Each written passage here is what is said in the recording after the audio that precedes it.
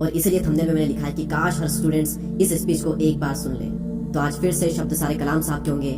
मैं तो बस उन्हें आवाज देकर हिंदी भाषा का प्रयोग करके बहुत ही आसान भाषा में आप सबके सामने ला रहा हूँ, हिंदी में से डब कर रहा हूँ। तो आइए बिना किसी देरी के हम शुरुआत करते हैं। ठीक है, तो अब आप लोग मुझसे क्वेश्चन पूछिए। सिर्फ 5 क्वेश्चन हम लेंगे। कौन कौन पूछना चाहेगा? ठीक है, क्वेश्चन क्या है जल्दी बताइए। Good evening sir. Good evening. आप किस क्लास में पढ़ते हैं? सर मैं 10th क्लास में पढ़ती हूँ। मेरा नाम गायत्री मोहन है। सर मेरा क्वेश्चन ये है कि रामेश्वरम से तो राष्ट्रपति भवन तक ये एक बहुत ही बड़ी उपलब्धि है और इसके बारे में कोई सोच भी नहीं सकता। आप लेक्चर दे रहे हैं, अपना क्वेश्चन पूछिए। सर मैं आपसे सुनना चाहती हूँ कि आप कुछ टिप्स हैं आने वाली जनरेशन के लिए लाइफ में सक्सेसफुल होने के लिए। लाइफ में सक्सेसफुल होने के लिए मैं आपको ऑलरेडी बता चुका हूँ, फिर से बता देता हूँ। ये 4 नियम अटल है सक्सेसफुल होने के लिए। 4 चीज आपको करनी है। नंबर 1 रिपीट करना मेरे साथ, रिपीट करो। नंबर 1 महान लक्ष्य। महान लक्ष्य। मेरा एक महान लक्ष्य होगा। मेरा एक महान लक्ष्य होगा। मैं लगातार नॉलेज लेती रहूंगी। मैं लगातार नॉलेज लेती रहूंगी। मैं अपने लक्ष्य के लिए कठोर मेहनत करूंगी। मैं अपने लक्ष्य के लिए कठोर मेहनत करूंगी। नंबर 4 मैं दृढ़ रहूंगी। नंबर 4 मैं दृढ़ रहूंगी।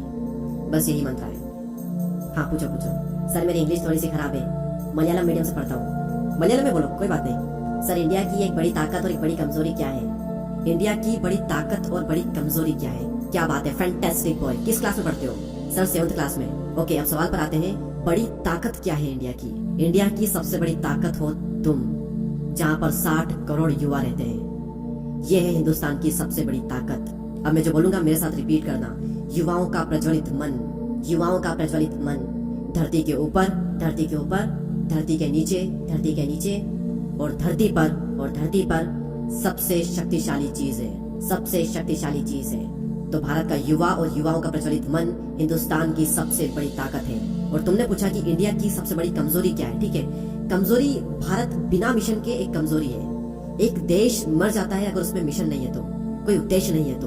और सेम चीज लाइफ के साथ में भी है। बिना मिशन के जीवन मर जाता है, उसी तरीके से बिना मिशन के एक देश भी मर जाता है। तो हर राष्ट्र का और हर एक इंसान का अपना एक मिशन जरूर होना चाहिए। ठीक है, अगला क्वेश्चन। सर मेरा क्वेश्चन ये है कि एक साइंटिस्ट और एक भारत के राष्ट्रपति के रूप में आपकी सभी महान उपलब्धियों में से आप किस उपलब्धि को सबसे मूल्यवान मानते हैं? देखिए मैं पर्सनली बिलीव करता हूँ कि मैं एक टीचर हूँ और जब मेरे एक स्टूडेंट ने PhD की थी तो वो मेरे लिए एक बहुत ही शानदार अचीवमेंट था, मैं ये मानता हूँ। ठीक है, अगला क्वेश्चन पूछिए। अरे क्या बात है, आपका नाम क्या है? सर विष्णु दिनागत। कौन सी क्लास में पढ़ते हो? सर 5th क्लास में।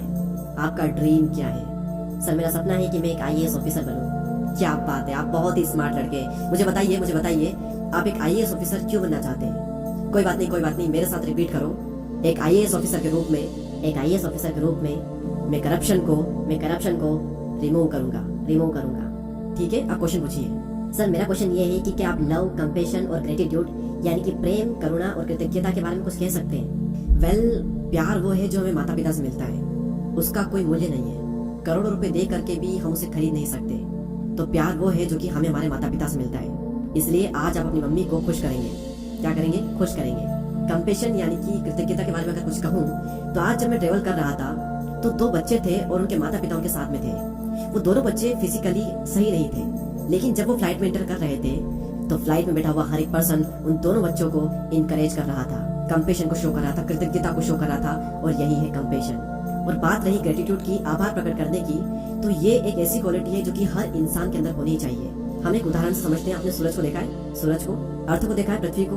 अरबों साल हो गए सूरज पृथ्वी को रेडिएशन दे रहा है, गर्मी दे रहा है, लाइट दे रहा है। और कभी भी सूरज ने पृथ्वी को थैंक यू बोलने के लिए नहीं कहा। कभी भी ये नहीं कहा कि मैं पृथ्वी को गर्म रखता हूँ, ठंड से बचाता हूँ, मैं लाइट देता हूँ, मेरे बिना आप सभी लोग मर जाओगे। कभी एक थैंक यू तक नहीं मांगा। और अरबों सालों में एक दिन भी ऐसा नहीं हुआ कि सूर्य ने अपना प्रकाश पृथ्वी को ना दिया हो। तो पृथ्वी को और हमें इसके लिए आभार प्रकट करना चाहिए, ग्रेटिट्यूड शो करना चाहिए। 5 अरब सालों से सूर्य ने लगातार हमें प्रकाश दिया है। तो ये है ग्रेटिट्यूड। तुम बहुत ही छोटे हो लेकिन क्वेश्चन बहुत ही अच्छे करते हो। Good evening sir. आप किस क्लास में पढ़ते हैं? सर मैं 10th क्लास में पढ़ती हूँ। नेक्स्ट ईयर आप कौन सा सब्जेक्ट लेने वाले हैं? सर मैं बायोमैथ्स लेने वाली हूँ। उद्देश्य क्या है ये लेने का? सर मेरे माइंड में अभी आइडिया है कि मुझे इंजीनियर बनना है एंड साइड बाय साइड मैं डॉक्टर को भी देख रही हूँ, लेकिन ज्यादा मेरे माइंड में अभी इंजीनियरिंग है। ओके, अब मैं आपके साथ में एक बहुत ही अच्छा एक्सपीरियंस शेयर करता हूँ। जब मैं दिल्ली से तिरुवनंतपुरम ट्रेवल कर रहा था और लगभग 4 घंटे 45 मिनट हम फ्लाइट के अंदर थे और मेरे पास में बॉम्बे का एक बहुत ही अच्छा बिजनेसमैन बैठा था और उन्होंने मुझसे पूछा कि डॉक्टर कलाम आप कहाँ पर जा रहे हैं? तो मैंने उनसे कहा कि मैं चिल्ड्रंस को एड्रेस करने जा रहा हूँ। तो उन्होंने मुझसे कहा कि आप बच्चों से एक चीज जरूर कहना कि हमेशा अपने आप से एक क्वेश्चन जरूर करें कि मेरा पैशन क्या है। कई सारे पेरेंट्स ये चाहते हैं कि मेरा बेटा इंजीनियर बने, डॉक्टर बने, मैनेजर बने, साइंटिस्ट बने, लेकिन इम्पोर्टेंट ये है कि बच्चे का क्या ड्रीम है और उसके ड्रीम की हमेशा रेस्पेक्ट की जानी चाहिए। इसलिए मैं जहाँ पर भी जाता हूँ, जिस भी बच्चे से मिलता हूँ, उससे मैं ये जरूर पूछता हूँ कि तुम्हारा ड्रीम क्या है, तुम्हारा पैशन क्या है, तुम क्या कर रहे हो और क्यों कर रहे हो। ठीक है, तो अब आप अपना क्वेश्चन पूछ सकते हैं। सर, मेरा क्वेश्चन ये है कि आपने हमेशा इस बात पर जोर दिया है कि युवाओं का राष्ट्र के विकास में एक बहुत ही अहम योगदान होता है, तो क्या आप हमें ये बता सकते हैं कि कैसे हम राष्ट्र के विकास में अपना योगदान दे सकते हैं। देखिए, मेरे पास सभी विद्यार्थियों के लिए एक सलाह है और वो ये है कि जब तक आप एक विद्यार्थी हो तो आपका केवल एक ही काम है और आपका एक ही उद्देश्य होना चाहिए, और वो ये कि अपनी शिक्षा में श्रेष्ठता प्राप्त करना। इसके अलावा बाकी चीजों के बारे में नहीं सोचना, क्योंकि जब तुम 12th पास कर लोगे या फिर किसी फील्ड में जाने के लिए या फिर जो भी तुम्हें बनना है, डॉक्टर, इंजीनियर, मैनेजर, साइंटिस्ट, इसके लिए तुम्हारा परसेंटेज 90 से ऊपर होने चाहिए। इसलिए मैंने कहा कि अभी तुम्हें सिर्फ पढ़ाई में ध्यान देना चाहिए। और अगर तुम राष्ट्र के लिए कंट्रीब्यूट करना ही चाहते हो तो अगर तुम्हें सैटरडे संडे को छुट्टी मिलती है और समय मिलता है तो तुम ऐसे अस्पताल में चले जाना शाम के टाइम पर जहाँ पर बहुत ही भीड़ होती है। तो आप वहाँ पर जाकर के देखोगे कि कुछ ऐसे मरीज हैं जिनसे मिलने के लिए उनके फैमिली, उनके रिश्तेदार आए हुए हैं, और कुछ ऐसे मरीज हैं जिनके पास कोई भी नहीं है। तो तुम उनके पास जाकर उन्हें फूलों का गुलदस्ता या फिर फल फ्रूट दे करके उन्हें खुश कर सकती हो, या फिर तुम 5 पौधे उगा सकती हो, या फिर अगर तुम अफोर्ड कर सको तो लोगों को शिक्षा दे सकती हो। और तुम्हें लोगों को उच्च शिक्षा देनी चाहिए। वैसे ये सभी काम बात के हैं, लेकिन अभी तुम्हारा जो फोकस है वो अपनी एजुकेशन पर होना चाहिए। अब डॉक्टर कलाम साहब की बात को यहाँ पर मैं रोक करके आपको कुछ एक्सप्लेन करना चाहता हूँ, थोड़ा क्लेरिफाई करना चाहता हूँ कि अभी आपका पूरा फोकस एजुकेशन पर होना चाहिए। इसका मतलब ये बिल्कुल भी नहीं है कि आप बाकी फील्ड से दूर रहें। कलाम साहब ने उस लड़की को ये इसलिए कहा क्योंकि उसका गोल एकदम क्लियर है कि या तो उसे इंजीनियर बनना है या फिर उसे डॉक्टर बनना है, तो उस फील्ड के लिए उसे पढ़ना ही पड़ेगा और थोड़ा ज्यादा पढ़ना पड़ेगा। लेकिन ये बिल्कुल भी जरूरी नहीं है कि हर कोई इंजीनियर, डॉक्टर या फिर साइंटिस्ट बने। ठीक है, अगर आपका गोल, आपका लक्ष्य सिर्फ एजुकेशन के फील्ड में आगे बढ़ना नहीं है तो साइड बाय साइड अगर आप अपना कुछ चलाना भी चाहते हो तो आप चला सकते हो। Okay, next question. सर, मेरा क्वेश्चन ये है कि हमारे देश में ब्रेन ड्रेन एक बहुत ही बड़ी समस्या है। हमारे देश के बहुत सारे प्रतिभाशाली युवा विदेश में जाकर के सेटल हो रहे हैं, जो कि हमारे देश के लिए बहुत ही ज्यादा नुकसानदायक है। तो क्या सर इसका कोई समाधान है?